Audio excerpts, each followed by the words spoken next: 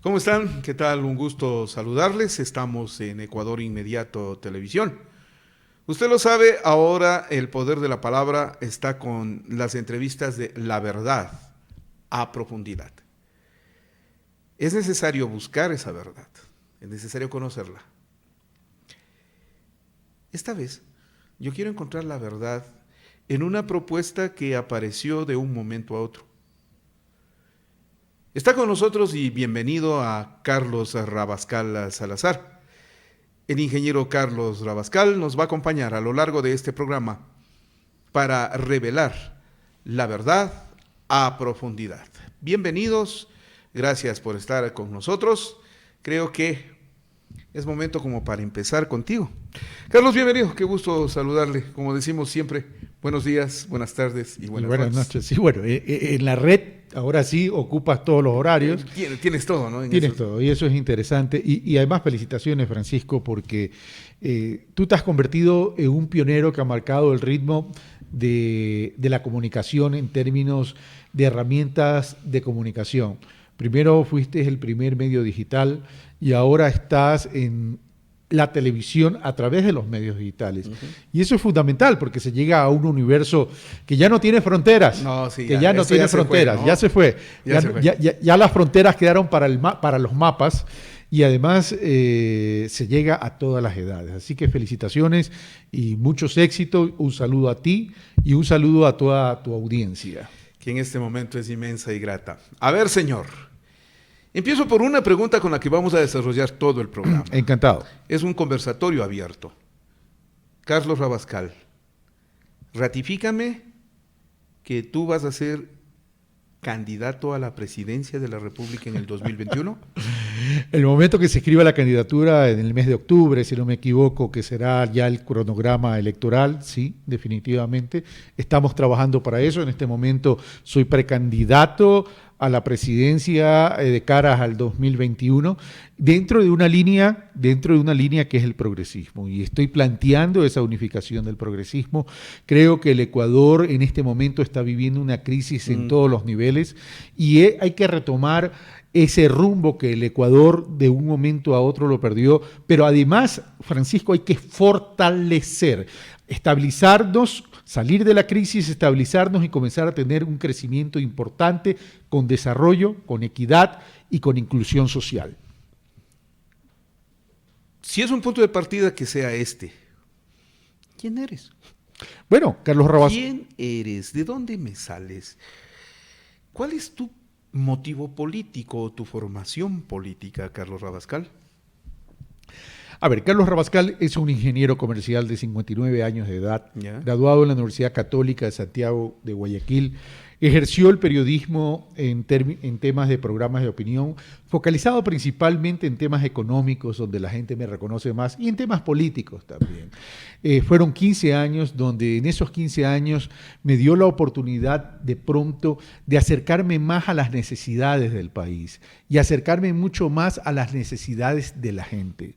Durante 15 años hice preguntas, pocos me dieron respuestas y fui detectando que las personas que incursionan en la política, pocos tienen una visión de desarrollo. Y yo creo que ya llegó el momento de hacer que el Ecuador entre en un proceso de desarrollo. Si hay algo que ha pecado el país y la política ecuatoriana es que no ve al Ecuador, al país y a la nación en un horizonte de tiempo. ¿Por qué me invocas progresismo cuando tus inicios son con la derecha política? Te recuerdo en los días de la Dirección Nacional de Personal, en tiempos de Sixto Durán Ballén, o en la Secretaría de... En la Dirección Nacional de Desarrollo Administrativo. Estabas con Sixto, ahí te conozco.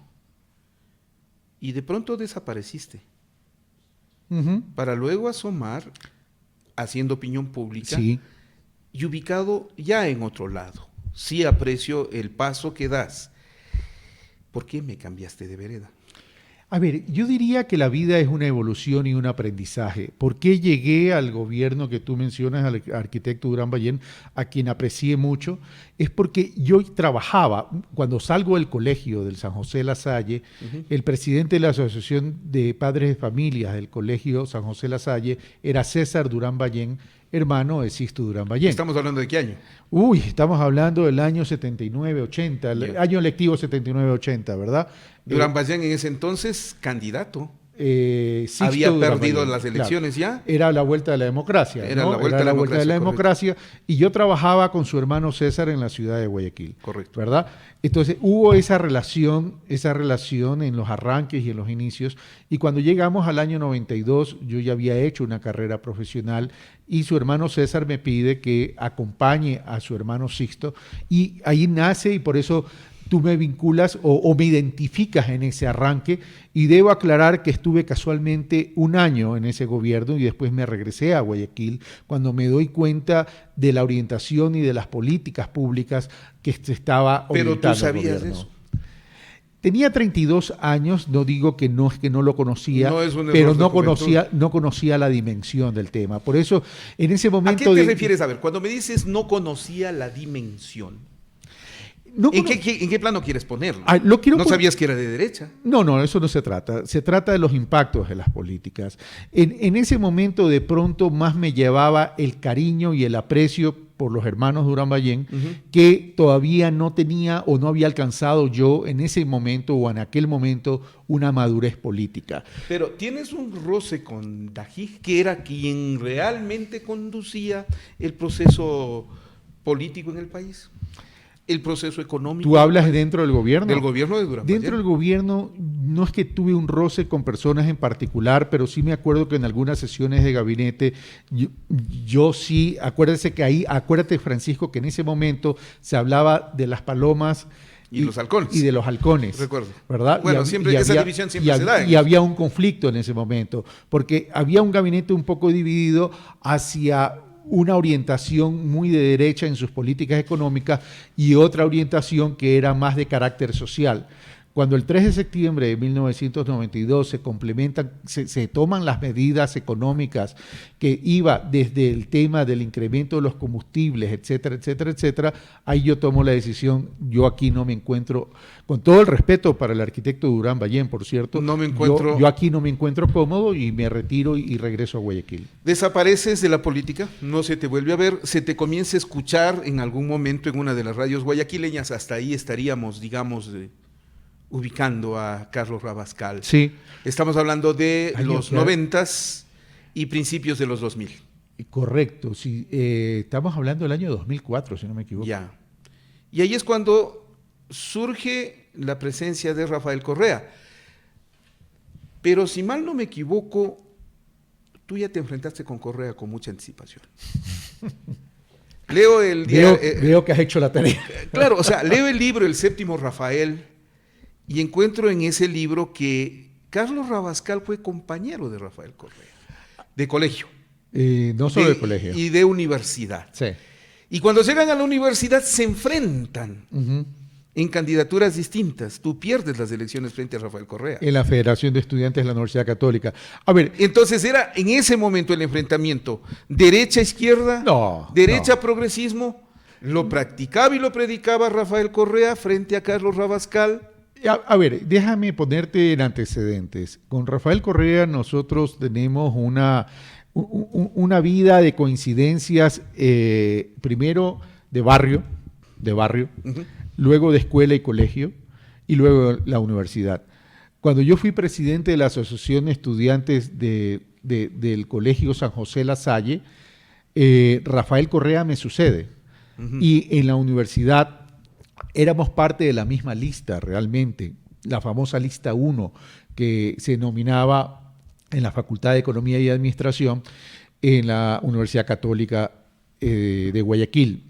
Luego Rafael Correa decide separarse de esa lista y funda y constituye en ese momento el movimiento Alianza, que después, con los mismos colores de Alianza País de ahora... O sea, él ya lo tenía planteado. Yo creo que sí, él es una persona que en ese momento siempre fue inquieto con temas políticos, con temas ideológicos, etcétera, etcétera. Y yo creo que ya lo venía planificando, no con el éxito que llegó a tener, pero porque eso se va dando en el camino. La vida en cualquier actividad se hace camino al andar. Y él fue ganando espacio, hasta pues que estuvo parado en el momento oportuno de la política ecuatoriana, pues y salió electo presidente de la República. Y sí, en verdad, en ese momento, cuando él decide separarse de la agrupación de la universidad de la cual formábamos parte, él forma alianza y para las elecciones a la presidencia de la Federación nos encontramos. Y de ahí desapareces. Y de pronto, por algún impacto de opinión pública, tu presencia es distinta. ¿De acuerdo? Y llega el gobierno de Correa. ¿Cómo es que tú asumes un rol en el gobierno de Correa? Y cuando me refiero a asumir un rol, no me refiero a una presencia en el gabinete. No sé si te convocó o no, desconozco. ¿Nunca te convocó? No me correcto. convocó. Pero sí en la opinión pública y frente a la televisión pública. Si se considera que uno de los altos impactos que tuvo Correa fue el uso de la televisión pública para su gobierno, entonces Carlos Rabascal viene a jugar un papel determinante. ¿Por qué? Bueno, yo comienzo en el periodismo realmente, no en los medios públicos ni en los medios incautados. Eso valdría la pena aclarar. Yo inicio en el periodismo en la ciudad de Guayaquil con un grupo de comunicación que es el Grupo Caravana, primero en Radio Di Blue, luego en Radio Caravana y también con Mario Canesa. Con el grupo de Mario Canesa, y luego a quien también le agradezco porque él fue el que me apoyó para que yo inicie esta carrera periodística, pero en ningún momento dejé de ejercer mi actividad profesional como ingeniero comercial. Y luego también en el canal Caravana TV, ahí donde tenía un programa que se llamaba Tertulias con Carlos Rabascal. Allá por el año 2009, si no me equivoco, TC me llama para un programa especial de entrevistas a los candidatos presidenciales y eso venía luego de la aprobación de la Constitución de Montecristi y venía de nuevo el proceso electoral. Ahí me inicio en la televisión nacional con TC que me llama muy puntualmente para esos programas. Ya estaba incautado TC. Ya estaba incautado TC. Y luego pues ya me llama de forma permanente para formar un programa de opinión semanal que después se le conoció como Pulso Político. Y es ahí en donde te vinculas. Tú sabías en lo que te metías. Era un gobierno de corte progresista, era un gobierno declarado socialista. Sí. No sé si chocaba con ese Rabascal de la derecha. ¿O ya había cambiado Rabascal como para aceptar una responsabilidad de ese tipo? Repito, ese es un papel trascendente. Yo nunca me consideré una persona derecha. Yo más bien, y tú me conoces en algo, Francisco, y yo no en algo, me conoces bastante tiempo, tú sabes que yo soy muy humanista. Y en ese sentido, la parte social siempre ha sido mi preocupación. Así que no me he considerado derecha, simplemente me fui ubicando dentro de mi posición ideológica, pero que no tuvo nada que ver con el gobierno. Tuvo que ver simplemente con el rol que yo quise jugar dentro de la comunicación. Cuando yo inicio en mi vida, en el ámbito de la comunicación, yo me senté con mi esposa y dije, bueno, ¿qué rol debo jugar? Casualmente esa es una pregunta que uno se debe hacer. Siempre se debe hacer. Que siempre se debe hacer. En todas las actividades, no solamente en la parte del periodismo. O para jugar tú el rol que corresponde, que es una, ¿no es cierto? O para proceder a actuar de alguna manera frente a lo que pretendan los grupos, que puede ser utilizarte, manipularte, bueno, o contrariar a lo que tú estás haciendo. Bueno, y ya voy a eso, pero permíteme un poco terminar esto. Entonces, cuando lo conversé con mi esposa Nani y dije qué rol voy a jugar, o vamos a jugar, porque también esto era un proyecto de vida de la familia, llegamos a la conclusión que después de haber analizado los programas de opinión que se estaban transmitiendo, ya sean radiales o ya sean televisivos, nunca se podía llegar a una conclusión porque esos programas lo que hacían era confrontar y más bien se armaban una especie de show. Entonces llegamos a la conclusión, digo, Carlos Rabascal se debe convertir en un facilitador entre la ciudadanía y las distintas personas que son líderes de opinión a efectos de poder entregarle los insumos de generación de pensamiento crítico. Y ya desde ahí venía a mi mente el tema del pensamiento crítico cuando yo entro en la televisión. Cuando ya paso al canal Encautado y después paso al medio público, también me pregunté, ¿qué rol debo jugar? Claro. ¿Verdad? Y ahí sí me lo debía preguntar con mayores exigencias, porque representaba un medio público que dentro, lamentablemente, de la percepción de la ciudadanía, son medios gubernamentales. Pero también hay que decir que a veces se construyen, y ya no imaginarios, sino marcas de medios gubernamentales, por el rol que quiere jugar el canal en sí y su línea editorial. De acuerdo, cosa que yo me separé de esa línea editorial y yo dije, si yo entro al medio público, mi línea editorial es esta, porque yo no voy a hacer de mi espacio un espacio gubernamental. Perdóname, Carlos Rabascal, ¿con quién hablaste de eso? ¿A qué me refiero? ¿Con quién pusiste las líneas claras? ¿Con quién definiste cuál era tu rol en el medio público? Es indispensable conocer eso.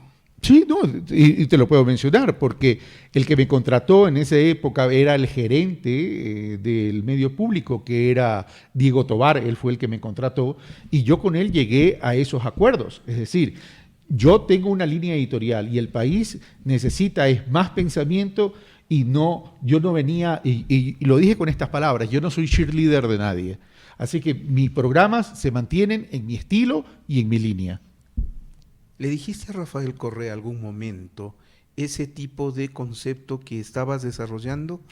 Sabes que nunca hablé con Rafael Correa ni para mi contratación en el medio público, ni para contratación de TC, ni mucho menos. O sea, Rafael Correa en ese sentido fue muy respetuoso y nunca tuvo interferencia, por lo menos en mis programas. Y las personas que vieron las entrevistas que yo le hice a Rafael Correa pueden evaluar, porque además, como dijiste tú en una conversación personal que tuvimos, hoy en día la comunicación está colgada. Lo que se dice hoy no se va mañana, no se borra mañana, sí. ¿verdad? Así que las personas que pueden ver mis programas o mis entrevistas a Rafael Correa van a poderse dar cuenta que ahí no hubo ningún tipo de concesión hacia él. Porque casualmente, por responsabilidad ante la ciudadanía, había que hacer las preguntas que se tenían que hacer. Y yo siempre dije, mi compromiso siempre será con la ciudadanía. Como tiene la modalidad de conversatorio, he dicho esto y creo que es necesario que se lo entienda. Y yo aprecio que llegas con el otro presentador, entrevistador, conductor de opinión pública, que es Javier Lazo. Llegan los dos en ese momento, tras haberse aprobado la Constitución. No estuvimos en la misma época. Javier Lazo se reintegra al canal luego que él regresa de la misión diplomática. De su misión diplomática. Correcto, pero les veo a los dos. No soy fundador de Ecuador TV. Les veo a los dos en condición de los conductores de su opinión pública. ¿Con un objetivo predeterminado? ¿A qué me refiero? A que ustedes aparecen, son parte del proceso, se presentan como tal, con una clara intención política: ganar espacio, conseguir presencia de opinión pública, ganar imagen. Bueno, a ver, presencia política, si te refieres a presencia política electoral por la decisión que he tomado en estos momentos, te diría que no. Imagen pública. Puedo hablar por lo mío. En tema de imagen pública, pues evidentemente la pantalla y la comunicación y el periodismo te va construyendo una imagen pública.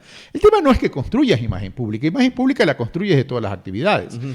El tema es qué tipo de imagen pública vas construyendo dependiendo de tus actos, tus decisiones y cómo estás interactuando con las personas. Si tú me dices si eso me creó una imagen pública, definitivamente sí, eso no lo puedo negar. Cuando llega Carlos Rabascal al momento más alto de sintonía, de presencia pública, es cuando más te van a cuestionar en ese tiempo. Cuando más me cuestionaron. Claro. ¿Por qué te pregunto esto? Porque eso se nota. Y entonces, para una parte del público, tú habrás sido un referente. Uh-huh. Para otra parte del público, tú eras un conductor en favor del gobierno.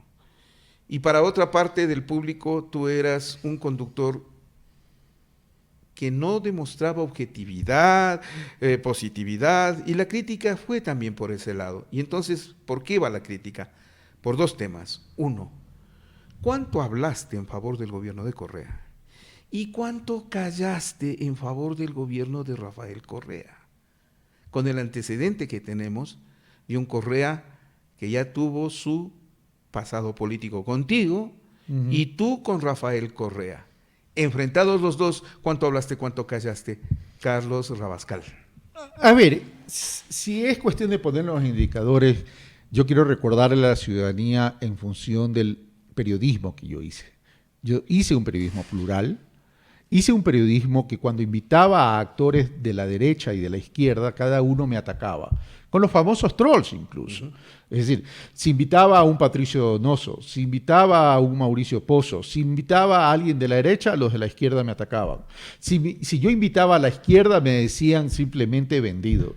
Es decir, ese lamentablemente no lo vas a poder obviar, porque las personas, y más aún cuando ya existen las redes sociales, lo que quieren es que uno represente simplemente una posición.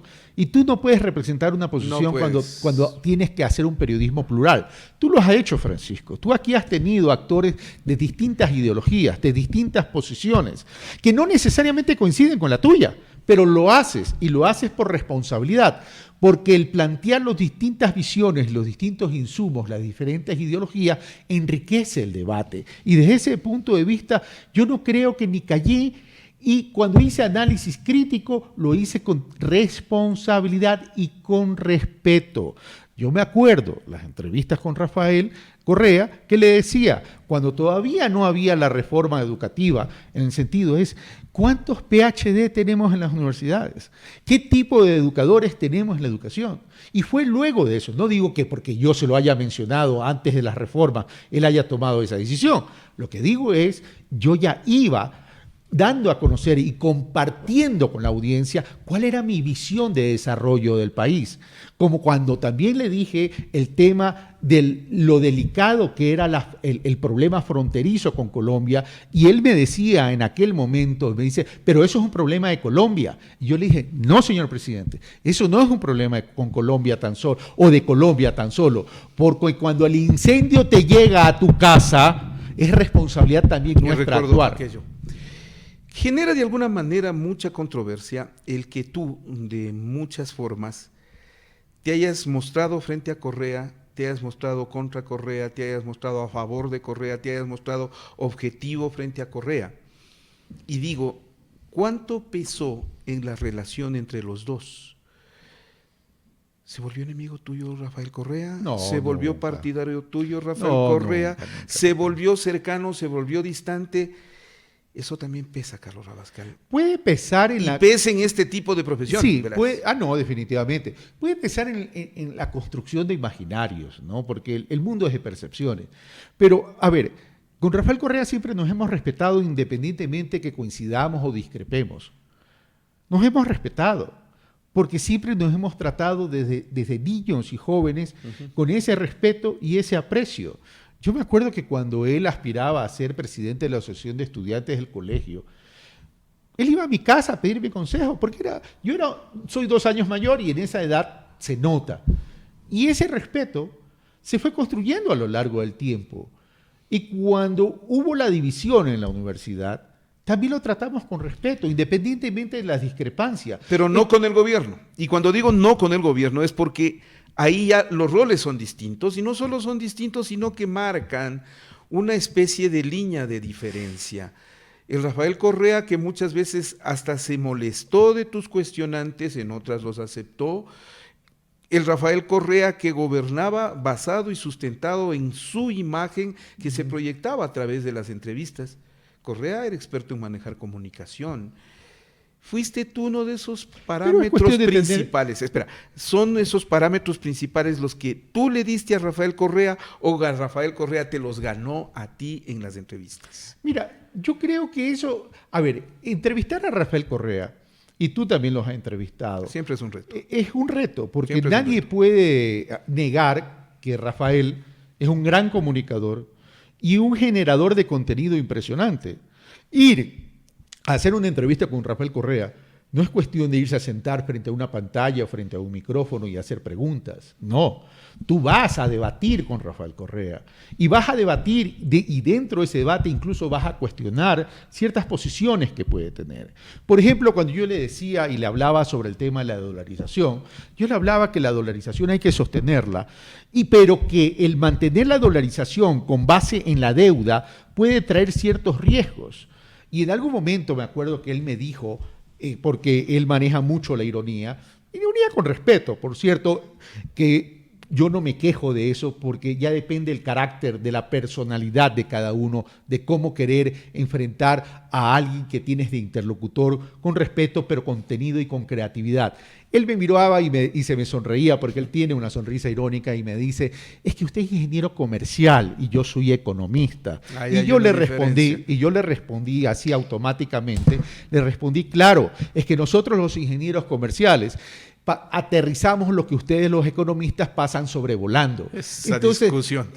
Fíjate esa discusión. Son cosas que se le pone chimichurri a la discusión, pero también rompe el esquema, porque tú en ese momento no puedes permitir que te quieran arrinconar y que te quieran insinuar que no tienes la visión o la dimensión de ver al país en términos de desarrollo o ver al país en temas de coyuntura económica. ¿Por qué todo esto? Y vamos a terminar esta primera parte. Porque no sé hasta qué punto eso te convirtió o en correísta, o en figura del correísmo, en demasiado cercano a Rafael Correa, en partidario de él, en inspirado por él.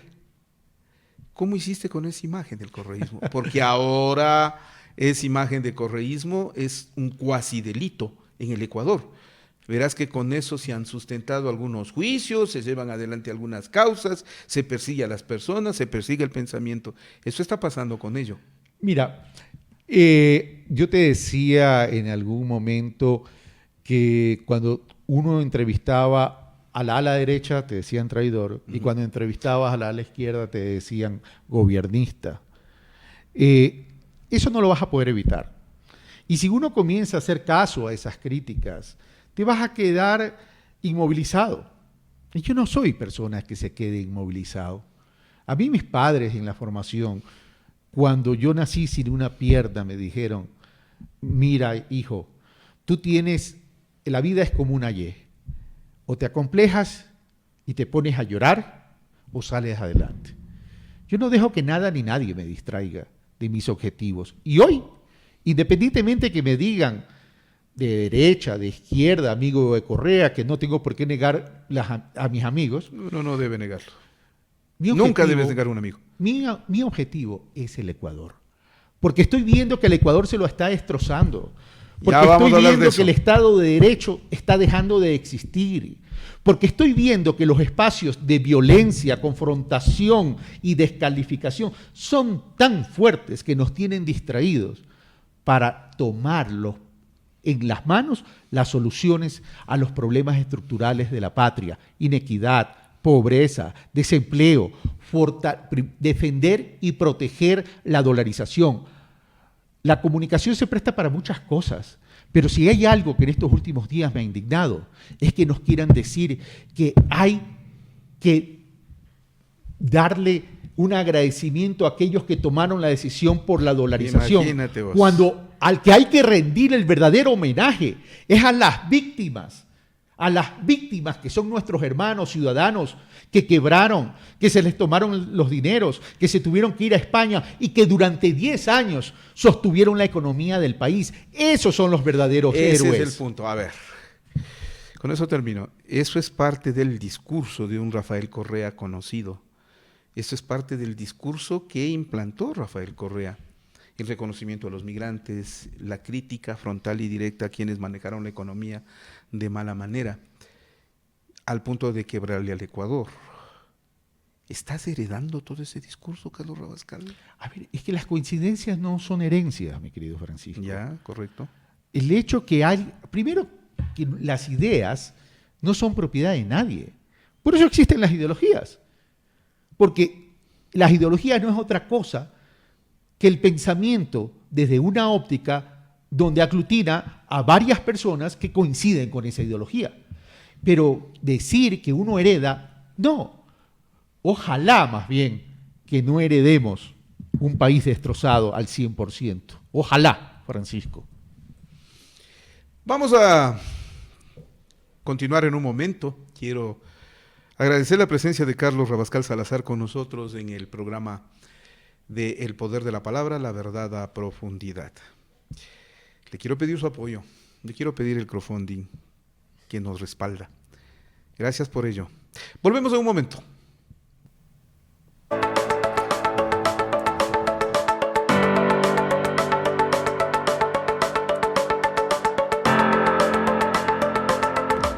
Le pedimos que nos siga apoyando. Apóyenos. Mantenga su respaldo en nuestro crowdfunding. Aquí, las instrucciones para que su depósito se lo haga en la cuenta abierta en el Banco del Pichincha. Cuenta a nombre de Ecuador Inmediato para que usted nos respalde con su crowdfunding. También le pedimos, hágalo a nuestra cuenta del Banco del Pacífico. Tome usted en cuenta el número, la identificación. Si le piden el registro único de contribuyentes, ahí está. Está también en nombre de Ecuador Inmediato Radio. Todo eso nos permite recibir su respaldo. También háganlo en PayPal tarjeta de crédito. Es un sistema innovador que nos facilita su contribución. Háganlo, mantengamos este canal en defensa de la libertad de expresión, del pluralismo informativo, de la objetividad y sobre todo de la credibilidad que tiene Ecuador Inmediato.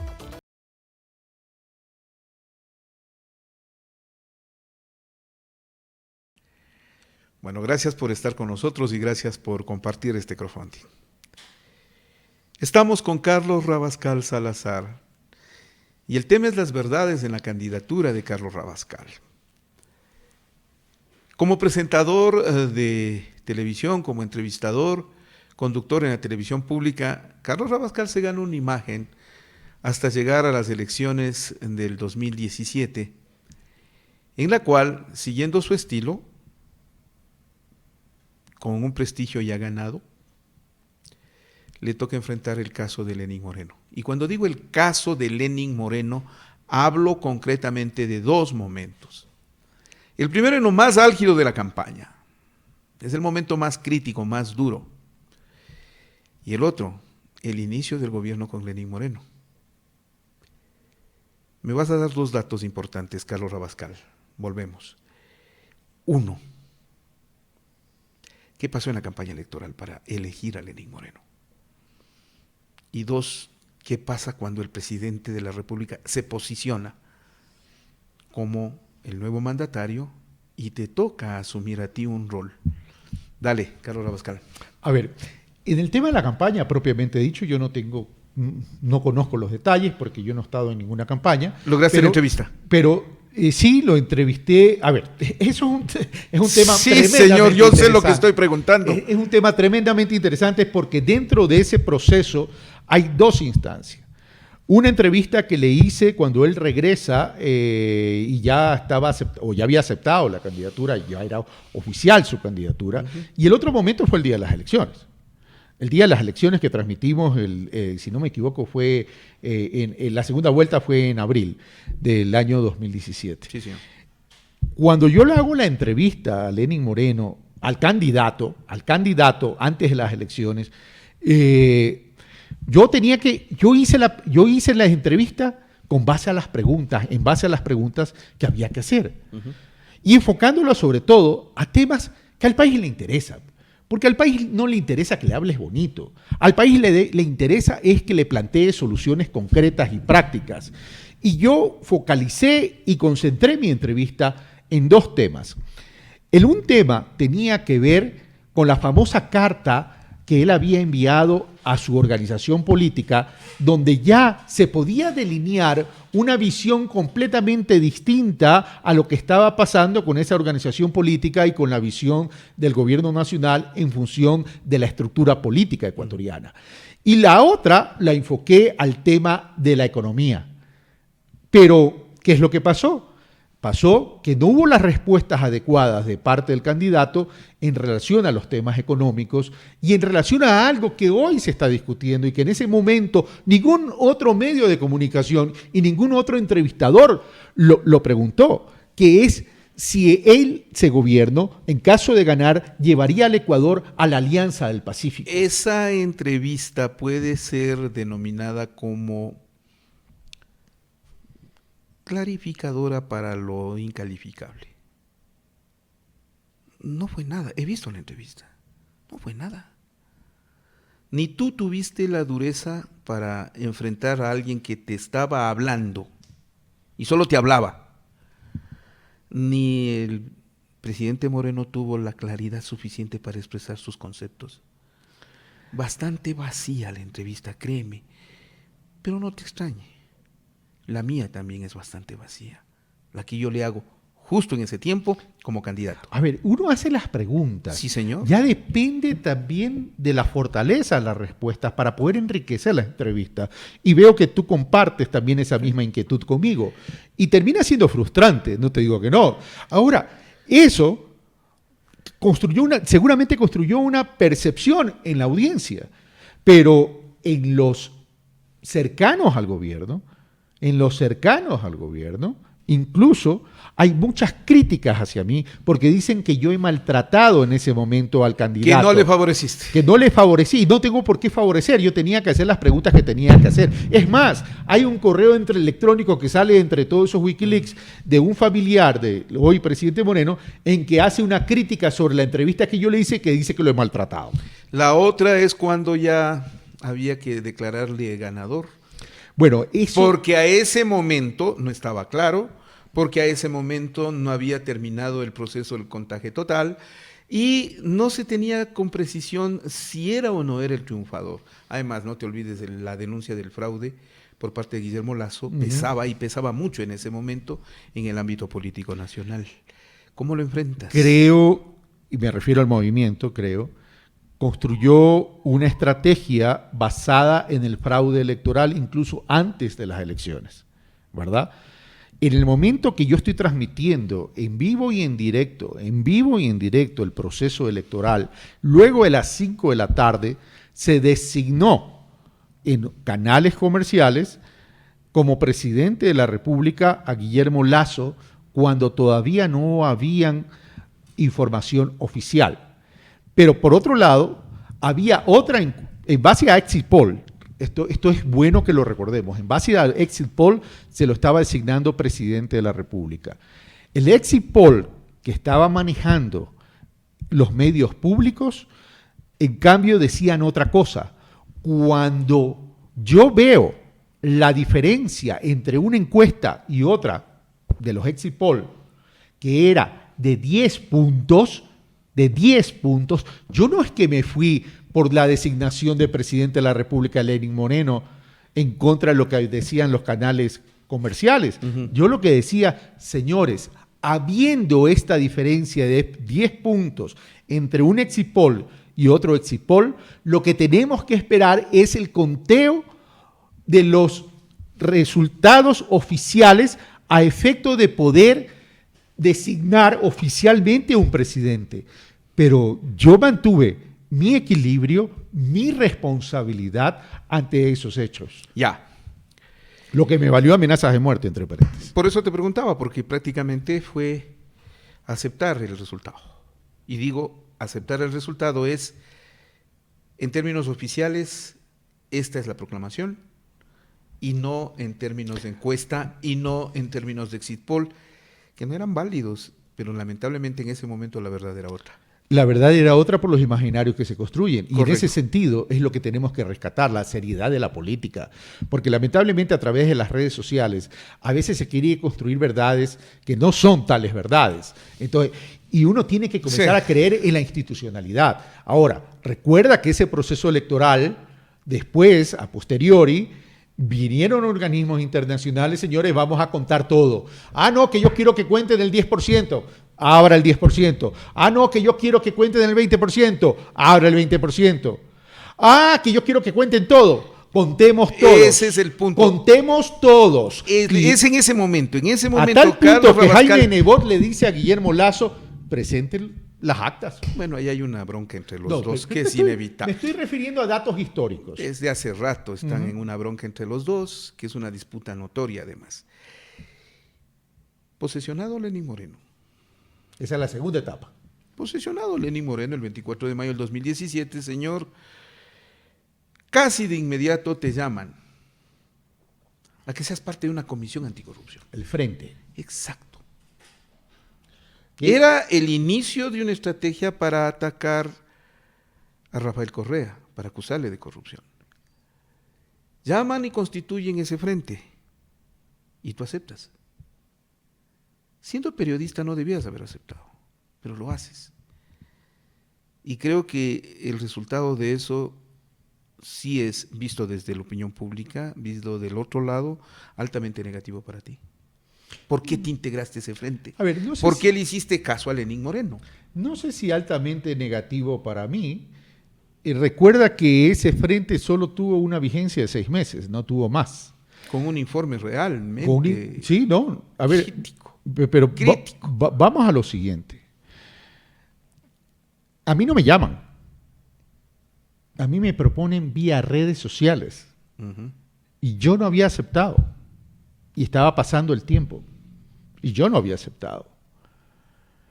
Cuando ya comenzó la presión de la designación o de la propuesta, lo medité bastante bien también. Y dije, bueno, si este es un frente que está orientado a establecer procesos de transparencia y lucha contra la corrupción, no es un organismo de carácter político, sino más bien desde el punto de vista ciudadano, me parecía que era una contribución. Terminé aceptando. Que a lo mejor me equivoqué, de pronto me equivoqué. Pero, nosotros presentamos un diagnóstico primero, en el sentido que estos procesos de corrupción se presentaban por falta de transparencia. Y esa falta de transparencia tenía que corregirse no solo con procesos de rendición y transparentar la información de la contratación pública a toda la ciudadanía, más aún ahora teniendo estas herramientas de tecnología en cuanto a comunicación que existen como en el Internet, sino que tenía que venir acompañada con una reforma integral al Sistema Nacional de Contratación Pública. Así se lo presentó, así se lo entregó y nunca nos hicieron caso. A tal punto que yo no asistí a la última reunión que era en el mes de diciembre, porque ya en esa época ya estaba habiendo a cuestionar. Sí, claro, ya había no solamente cuestionamiento mío, sino que comenzaban ya a iniciarse todos los procesos de persecución de los cuales yo no estaba de acuerdo. Es más, yo siendo miembro del Frente de Transparencia y Lucha contra la Corrupción, cuestioné públicamente unas declaraciones del señor Mangas y cuestioné públicamente una entrevista dentro de un pool de entrevistadores que le hicimos a Lenín Moreno sobre la consulta, el contenido de la consulta popular del 2018. Y le dije textualmente en esa entrevista, le dije, si a Rafael Correa se lo criticó de meter las manos a la justicia, hoy, con esa consulta popular y ese contenido de preguntas, es lo mismo de lo que se criticó antes. Y yo lo que digo es, no sirvió para nada. No sirvió para nada. Absolutamente para nada. No sirvió para nada, ni antes, ni durante, ni después. Y es justamente en esos días de Lenín Moreno que te vas. Aludes una cláusula de conciencia. Recuerdo esto porque... Eso ya es un tema de canal, no es un tema del frente. Espera, voy a... Aludes un tema de cláusula de conciencia para no entrevistar en la televisión pública a César Ricaute, con lo cual tú te retiras y te vas. ¿Cuánto pesó este incidente con Moreno? Porque lo de la comisión o lo del frente fue un incidente. ¿Y cuánto pesó en realidad el sentir que ya tú no tenías nada que hacer ahí? A ver, cuando tú te das... Y que te obliguen a que entrevistes a una persona que había sido un detractor, pero notorio. Es que no era una sola persona. En ese día eran 3 personas. 3 personas. La noche anterior, mi madre cumplía un mes de haber fallecido. un mes de haber fallecido. Y estábamos en la misa por la muerte de mi madre. Me llaman 10:30 de la noche. 10:30 de la noche. A decirme que me habían cambiado los invitados del día siguiente por otros invitados. ¿Quién lo había cambiado? La gerencia general, así se me lo dijo, que el señor Michelena me los había cambiado. Andrés Michelena. Correcto. Y yo dije, yo no me presto para eso. Primero mis invitados van. Cosa que ya lo habían hecho anteriormente y para un programa de pulso político y les renuncié en ese momento, me fui, me tuvieron que llamar y reincorporar a mis invitados en ese programa de pulso político. Pero ya había un antecedente. Ya había un antecedente de quiebre realmente, ¿verdad? Y yo ya me estaba dando cuenta que el canal, que todas estas declaraciones de la libertad de expresión y todo era un cuento. Cuando me llaman a decir eso, pregunto de todas maneras, porque me lo dicen, es quiénes eran los tres invitados. Recuerdo solo uno porque es el que más bulla hizo. Y básicamente era producto de una intención del señor Michelena, de Andrés Michelena, porque la noche anterior había participado en algún evento de una universidad de acá de Quito, donde había presentado un video, y pretendía hacer pedazos y atacar específicamente, no en una entrevista, sino como algo ya montado en escena, a Rafael Correa. Y le digo, esa no es mi forma de hacer periodismo. Yo no hago el periodismo así. Recordemos que se atacaba mucho por temas de corrupción. Uh-huh. En febrero del 2018, yo he sido el único que lo he tenido a Rafael Correa frente a mí y todo el programa le hice preguntas sobre el tema de corrupción. O sea, a mí no me pueden venir a decir Estuvo también que en algunos meses, estuvo acá. Pero de acuerdo, eso marca el rompimiento. Ahí marco, no solo que marca el rompimiento, ahí renuncié, porque me dicen, entonces no vayas y retomas al día siguiente. No nos equivoquemos. Yo no soy títere de nadie, ni soy cheerleader de nadie. Yo tengo mi personalidad y me hago respetar. Ya, ahí le pongo un punto de cierre en lo periodístico. Y entonces me salta la inquietud. Ahí me retiré del periodismo, entre paréntesis. Correcto, sí. ¿De dónde sale la idea de la candidatura? Porque es a partir de ahí, cortas, te vas, y entonces comienzas a trabajar en la idea de ser candidato. Y ahí siempre es una pregunta indispensable, no a ti, a cualquier candidato. A ver, ¿quién te propuso o si tú mismo te estás proponiendo, Carlos Rabascal? Mira, cuando yo tomo la decisión de dejar el canal, dije, me retiro del periodismo. Yo no dije, renuncio al canal tan solamente. Dije, me retiro del periodismo, como en efecto, a ti te consta, sí. No he hecho periodismo. Eso está en Ecuador Inmediato, consta como tal tu declaración en ese sentido. Así ya. Es. Que he participado en entrevistas porque han tenido la generosidad de invitarme, es otra cosa, como tú has tenido la generosidad de invitarme en algunas ocasiones, ya sea en entrevista individual, ya sea formar parte de este formato que tú tienes, que es muy bueno, de rueda de prensa. Y yo simplemente me retiraba a mis cuarteles de invierno, que es el ejercicio de mi actividad profesional, que todo el mundo la conoce. Soy ingeniero comercial, tengo mi empresa consultora, etcétera, etcétera, etcétera. Pero comienzo a recibir, no tan de inmediato, ojo, no tan de inmediato, porque esto sucede si no me equivoco, yo me retiro en diciembre del 2017. Uh-huh. ¿Ya? En el 2018 me dediqué a lo mío, a mi familia, a nuestra empresa, etcétera, etcétera. Pero pasado un tiempo, resulta que comienzo a recibir invitaciones y personas que me comienzan a escribir y me comienzan a llamar, a decirme, visítenos. ¿De quién? ¿De dónde provienen esas invitaciones? Aclara eso, Carlos. Sí, fundamentalmente de organizaciones sociales, primero de la provincia de Manabí, luego de la provincia de Los Ríos y ahora de la provincia de La Suay. Ya, ¿con qué orientación? Progresista. ¿Vinculadas a Correa? Algunos sí, otros no. ¿Relacionados con Rafael Correa? Bueno, ya las amistades que queda cada uno. No voy a una amistad. Yo voy a una relación política. Algunos han sido ex dirigentes, otros han sido exfuncionarios, pero también hay ciudadanos ciudadanos. Cada uno con su movimiento o con su pasado político. Cada uno con su movimiento y su pasado político. Es que eso no lo puedes negar. Ya, pero ¿por qué te tienen que buscar a ti? Pregúntales a ellos. No, claro que sí. También te pregunto a ti. ¿Qué te dijeron cuando te buscaron? Cuando me buscan, ellos me... A ver, no es que me buscaron para decir queremos que usted sea el candidato. No. Ellos me buscaron básica y fundamentalmente es para que vaya a participar en conversatorios. Y a raíz de que fui participando en esos conversatorios, y el único pedido mío es que no lo hagamos en auditorios, que lo hagamos en los barrios, que lo hagamos dentro de los territorios donde funciona cada organización social. Eso poco a poco fue evolucionando y llegó el momento en que me decían, usted es el hombre. Yo le decía, no, un momentito, yo no he venido para eso. Y dos, esto no es un tema de que alguien tiene que liderar. Esto es un tema que todos tenemos que liderar porque el país se nos está cayendo en pedazos. Ese todos es imposible. A ver, pero cuando tú hablas... El liderazgo es un individual. El liderazgo es individual, Carlos Rabascal. Y tú estás construyendo una imagen de candidato, de manera que eso no tiene por qué ser ahora, a estas alturas, una especie de anécdota nada más. No, ahí hay una definición. ¿Por qué te defines a ser candidato? ¿Después de cuántos encuentros tú lo defines? ¿Después de qué actitudes que viste en la población te defines para decir, sí, voy de candidato, como me lo confesaste al inicio de este diálogo?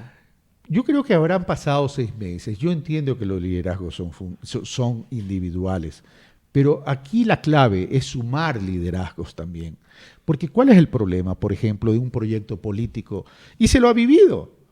Hay demostraciones en las distintas organizaciones políticas de izquierda o derecha que de una u otra manera han llegado a tener un clímax en la política ecuatoriana y que después desaparecen. Eres tú.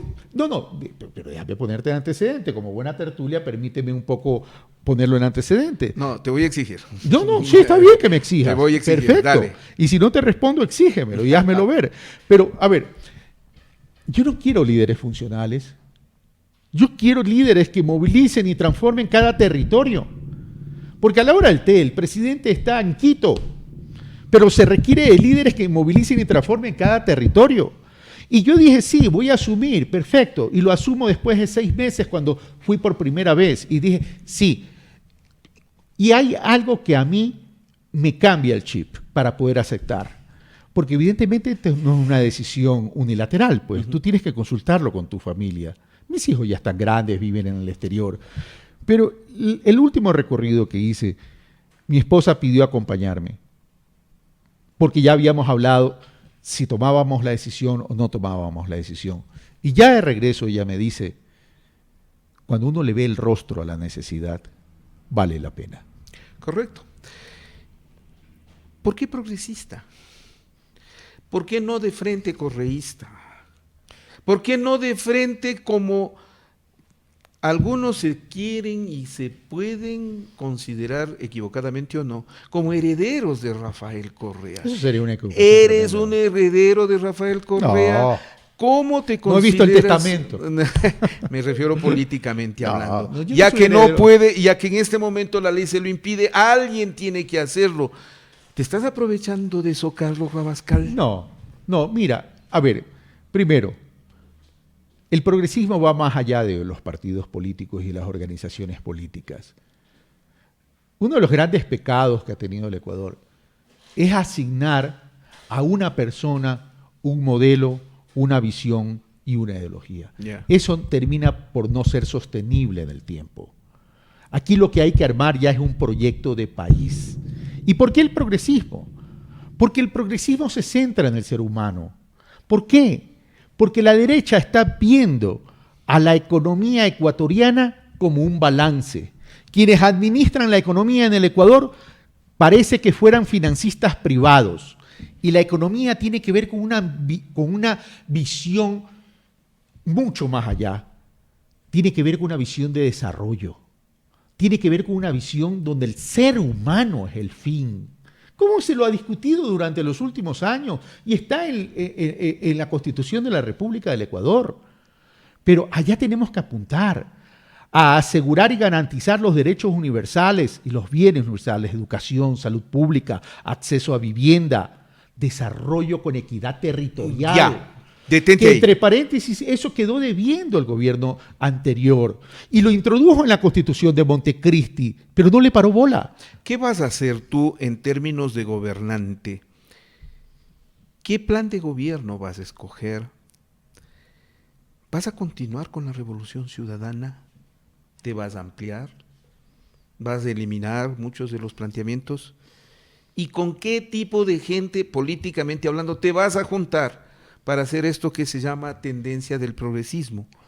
Ya que no le establece solamente a Rafael Correa como el propietario del término, sino, ¿quieres ampliarte más? Sí, ¿con quién? A ver, tú ubicas muy bien a Antana Mockus, ¿Sí? ex candidato a la presidencia de acá, Colombia, ¿sabes? un personaje interesante. Sí, señor.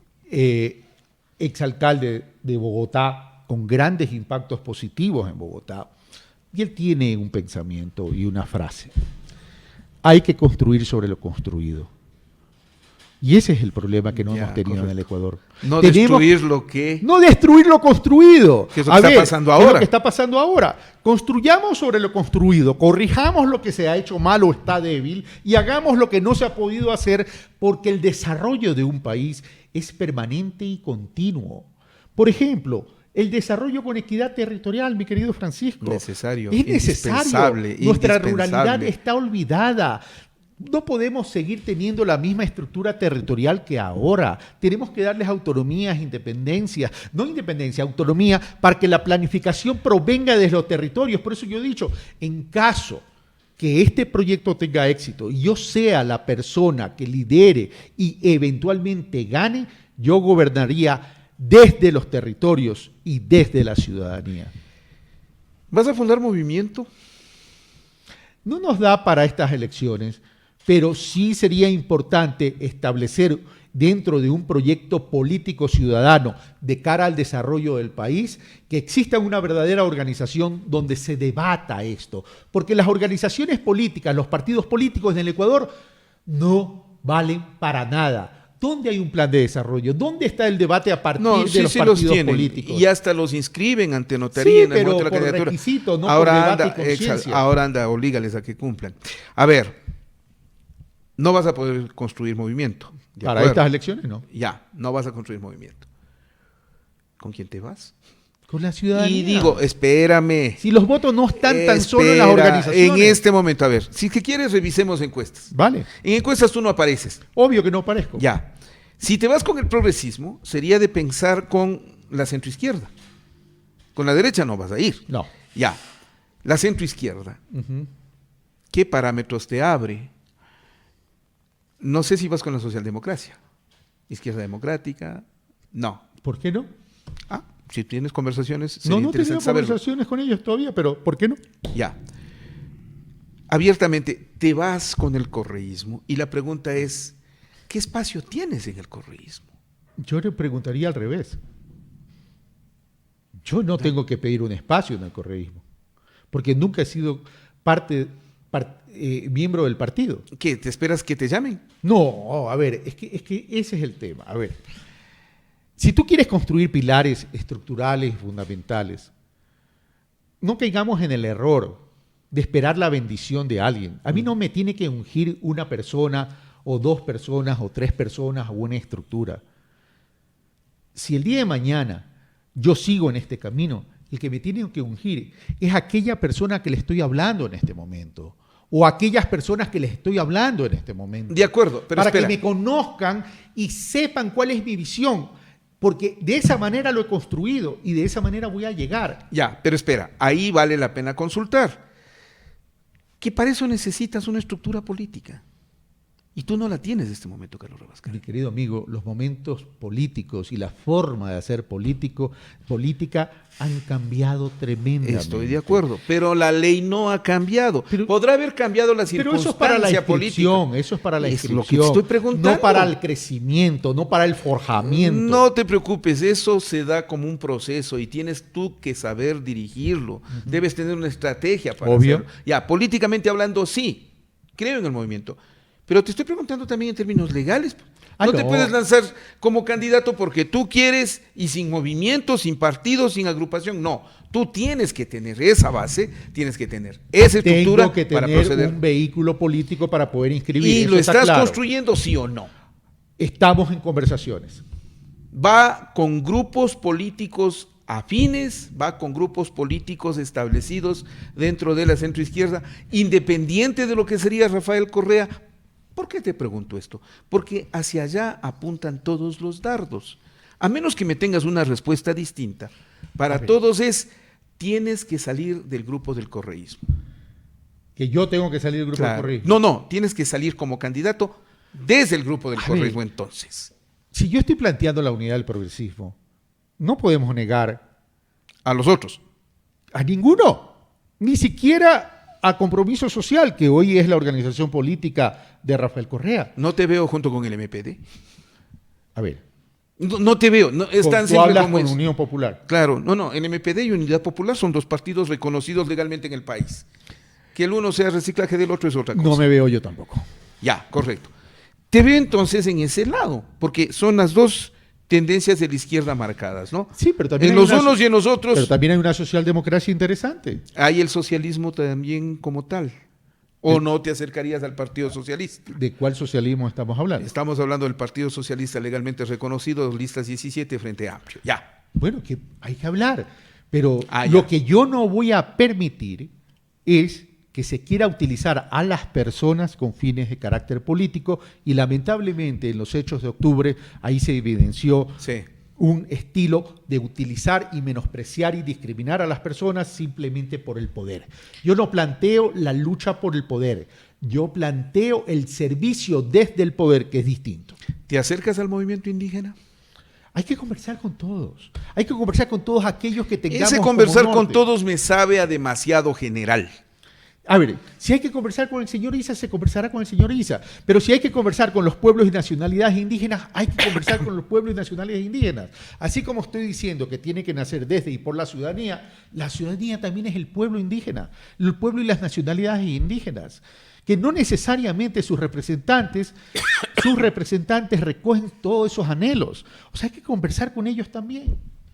Ahora, si se llegan a acuerdos o no se llegan a acuerdos, eso es otro tema, mi querido Pancho. Eso es otro tema. Porque tú y yo hemos tenido tertulias fuera de micrófono en muchas ocasiones. Y en algunos temas hemos coincidido, en otros temas no hemos coincidido. Pero en temas que coincidimos, apuntalamos. Y en temas que no coincidimos, simplemente no coincidimos. Es que me parece sorprendente.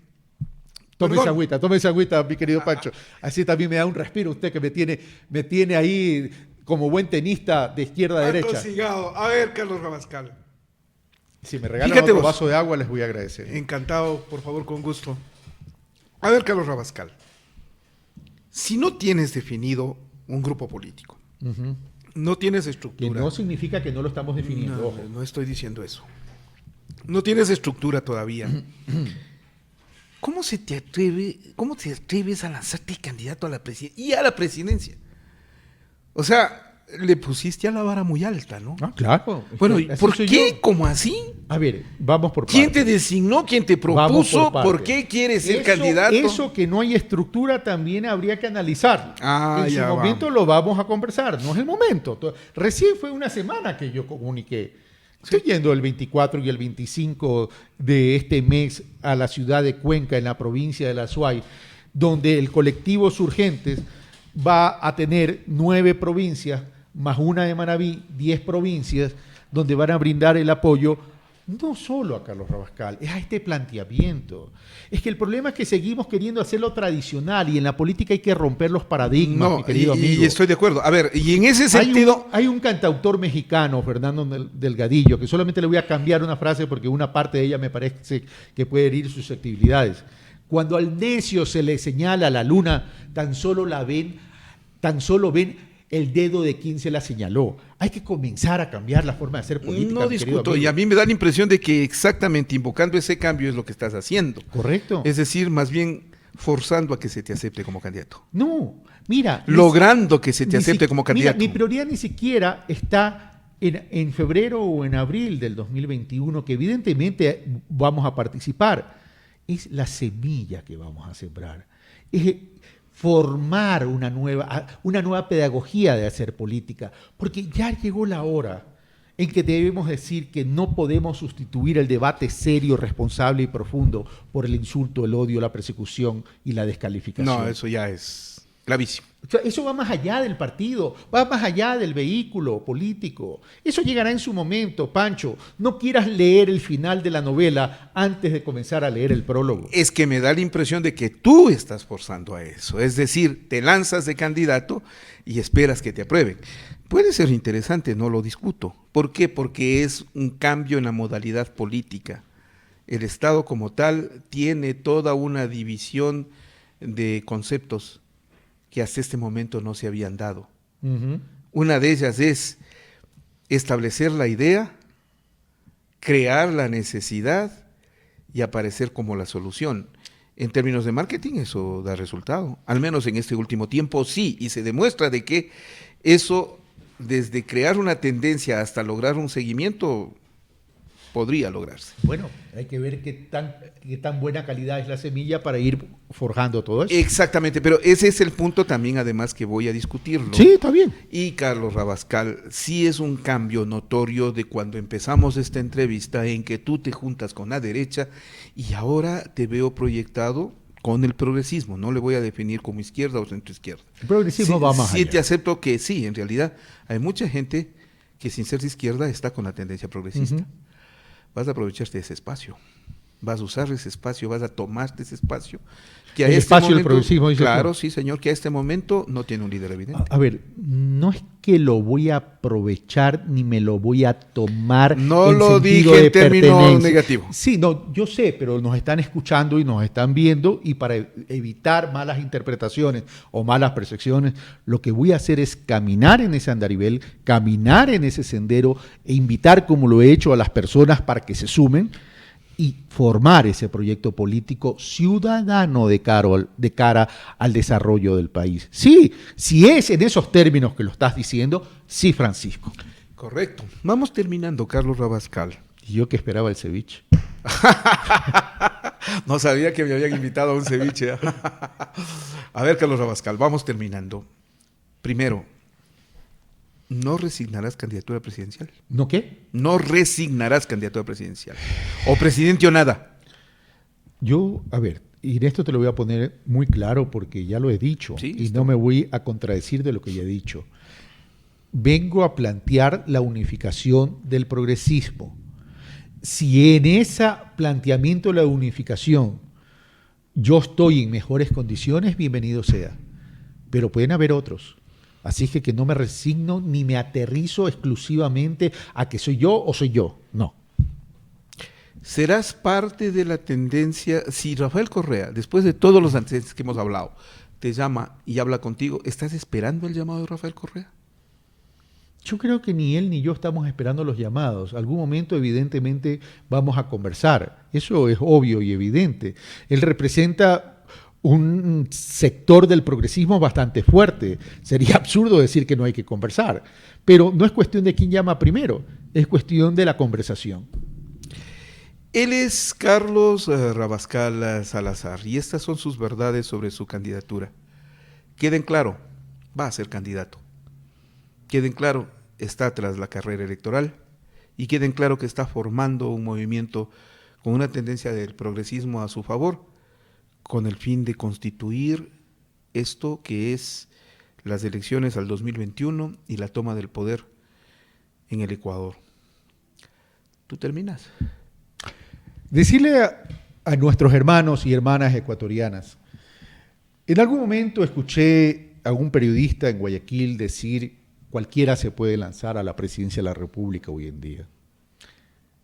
Si eso fuese así, los cambios en el mundo no se estuvieran dando. Pero yo me resisto a tener una economía de balance y no una economía con rostro. Yo me resisto a que sigamos celebrando libertades e independencias con tanques en las calles, con militares en las calles, cuando la pobreza sigue incrementándose, la inequidad también, y la pobreza extrema en un 44% creciendo. Solamente alcanzaremos la verdadera libertad e independencia cuando la sepamos conquistar todos los días. Bien lo decía el filósofo alemán von Goethe, la libertad es como la vida, tan solo la merecen aquellos que saben conquistarla todos los días. A mí mis padres me enseñaron a ser luchador y conquistar cada minuto de mi vida. Y eso es lo que quiero contagiarles a ustedes. Esa motivación para hacer del Ecuador un país distinto, para que no nos quedemos en el odio, en un país que se dice cristiano y que el 70% profesa la religión católica u otras denominaciones religiosas. Y sin embargo, cuando vemos en los chats, refleja el odio, la descalificación. Si no, remontémonos a octubre del año pasado. Un Ecuador de paz, un Ecuador de equidad, un Ecuador con crecimiento, pero con desarrollo e inclusión social. Un fuerte abrazo. Eres Carlos Rabascal y esto es el poder de la palabra, la verdad a profundidad a través de Ecuador Inmediato Radio, Ecuador Inmediato Televisión, que estamos desde este momento abriendo como el espacio del debate político necesario en el país. Como le agradezco su presencia con nosotros. No se olvide de cooperar con nuestro crowdfunding y permítanos volver.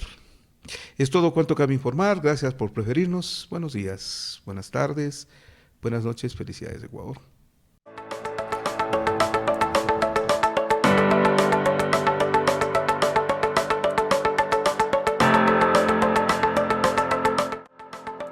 Ecuador.